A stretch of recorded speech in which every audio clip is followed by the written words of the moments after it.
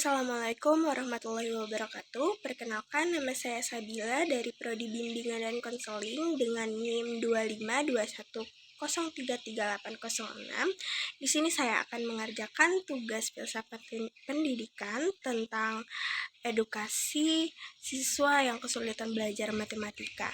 Jangan lupa tonton sampai habis ya. Adapun tujuan dari video ini adalah mengidentifikasi penyebab kesulitan belajar mata pelajaran matematika, memahami dampaknya terhadap belajar dan interaksi sosial, serta menentukan upaya penanganan yang tepat. Nah, adapun kasus ini saya ambil dari kejadian nyata di SMP 10 Pontianak. Seorang siswa di SMP 10 Pontianak mengalami kesulitan belajar matematika, kesulitan dalam menghitung, mengingat rumus, membedakan bentuk geometri, dan memecahkan soal cerita. Sehingga jika mata pelajaran matematika tidak dapat dipahami oleh siswa, maka pada jenjang pendidikan selanjutnya siswa akan mengalami kesulitan dalam belajar matematika. Dan mata pelajaran yang lain berkaitan erat dengan mata pelajaran matematika. Latar belakang kasus ini meliputi kesulitan belajar matematika siswa meliputi faktor internal, minat yang rendah, motivasi yang kurang, konsentrasi yang lemah, kecerdasan, kesehatan, kemampuan kognitif dasar seperti pemahaman konsep dan visualisasi, serta faktor eksternal, metode pengajaran konvensional yang kurang menarik lingkungan keluarga dan lingkungan sekolah atau sosial yang menyebabkan prestasi rendah, pemahaman konsep yang buruk, kebosanan, hingga ketertinggalan dalam jenjang pendidikan karena matematika sangat penting untuk ilmu lain. Kemudian, peran konselor.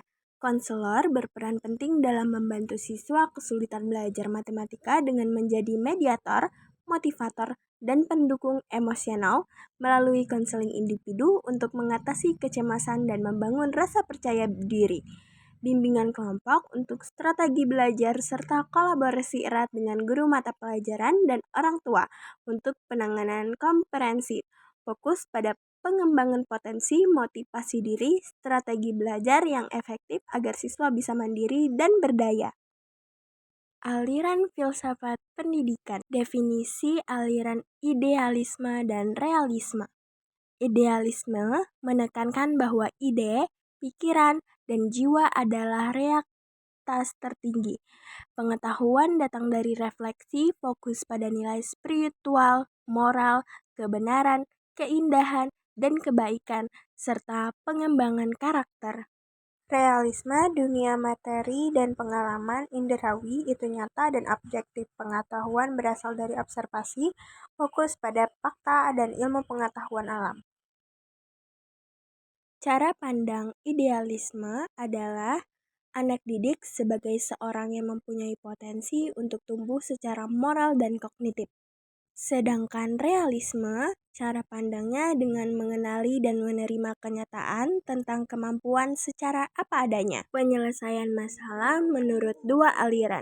Aliran idealisme berakar pada perubahan perspektif kesadaran dan moralitas bukan sekedar solusi fisik atau material. Sedangkan realisme didasarkan pada kepentingan nasional dan kekuatan bukan pada moralitas atau hukum semata.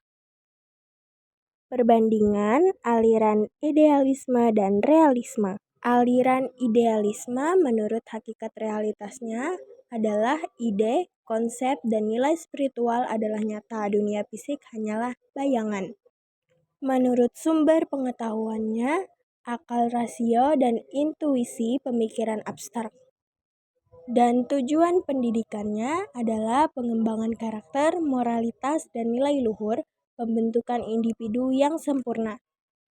Adapun realisme, hakikat realitasnya dunia fisik dan objek nyata yang dapat diamati adalah realitas sejati.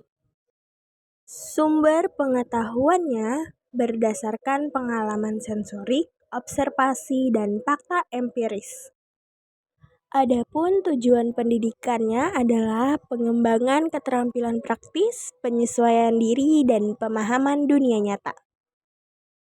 Implikasi terhadap bimbingan dan konseling.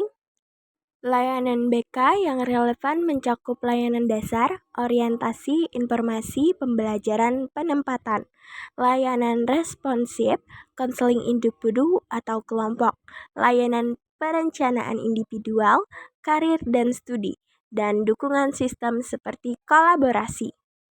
Sikap konselor yang ideal seperti berempati, tidak menghakimi, menerima tanpa syarat, tulus dan bersifat membangun.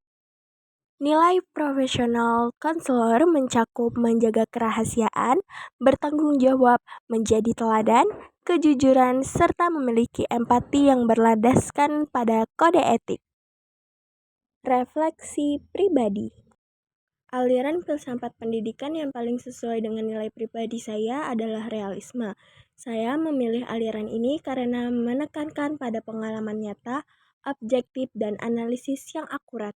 Sebagai calon konselor, saya dapat membantu klien atau siswa dalam menghadapi kenyataan dan tidak menghindari masalah, membantu mengembangkan strategi untuk menghadapi masalah, dan meningkatkan kepercayaan diri klien dalam mengalami kesulitan masalah.